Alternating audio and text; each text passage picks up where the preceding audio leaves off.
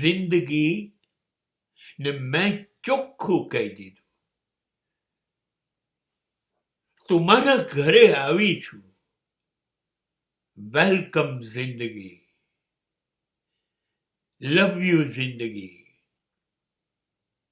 તું મને બહુ પ્રેમ કર. ખબર છે, આ જિંદગીને જીવવા માટે કશું જ બહારની જરૂર નથી.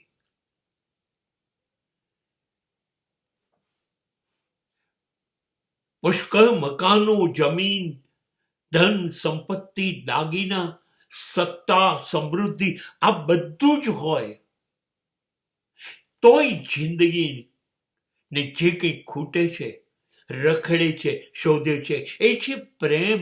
જિંદગીને પ્રેમ મળવો જોઈએ. પેલું બધું નહીં હોય તો પણ ચાલશે.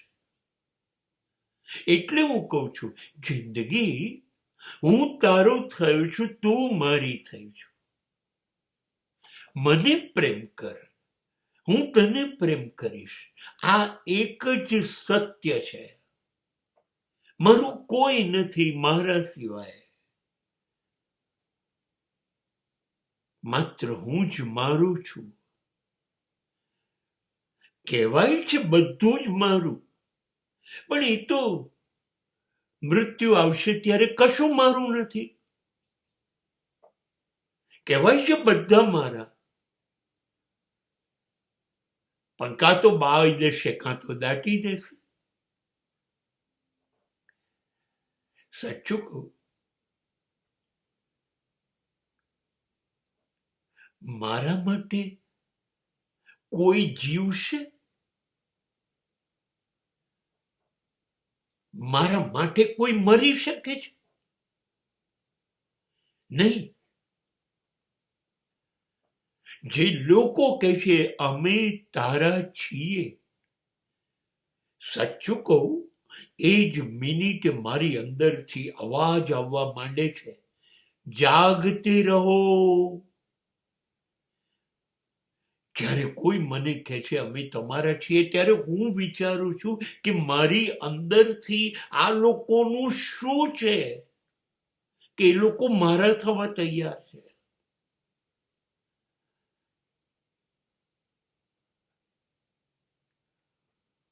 એકલા આવ્યા મનવા, એકલા જવાના. જન્મ પહેલા કોણ હતું? કોઈ નહીં. મર્યો ત્યારે કોણ હતું? કોઈ નહીં. તો જન્મ પહેલાય કોઈ નહોતું, મર્યો પછી કોઈ નથી.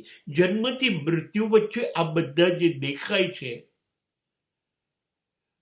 એ બધા જ રમે છે કે નહીં મારી જોડે? મને બધી જ ખબર પડી ગઈ છે. એટલે હું મને બહુ જ પ્રેમ કરું છું.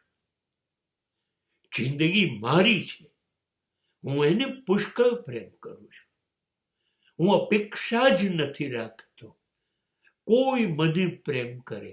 મને બિલકુલ ખબર પડી જાય છે જ્યારે કોઈ કહે છે આઈ લવ યુ, ત્યારે હું સમજી જાઉં છું there must be some reason to love me, otherwise there is nothing to love me. મને પ્રેમ કરવા જેવું તો દુનિયાને શું લાગ્યું મારામાં? મને બરાબર ખબર છે મારી પાસે એવું કશું છે જ નહીં.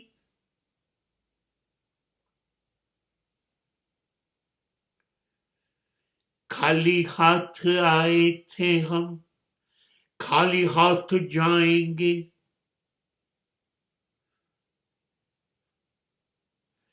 એકલા જ આવ્યા મનવા, એકલા જવાના. સાથી વિના, સંગી વિના, એકલા જવાના.